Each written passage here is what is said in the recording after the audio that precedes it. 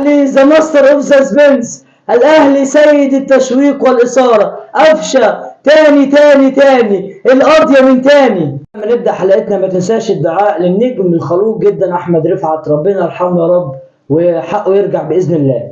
قبل ما نبدا حلقتنا برضو ما تنساش اللايك والاشتراك في القناه واعمل فولو عشان تشوف كل جديد. يلا بينا نبدا حلقتنا.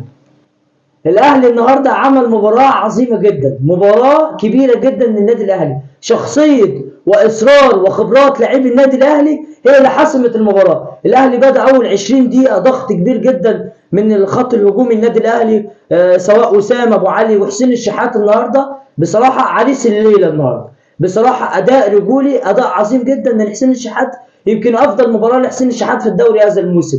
طبعا طاهر محمد طاهر برضو قدم مباراه جيده، وامام عاشور النهارده كان خارج الخدمه بامانه، يعني امام عاشور عنده احسن من كده. الاداء والحقيقه في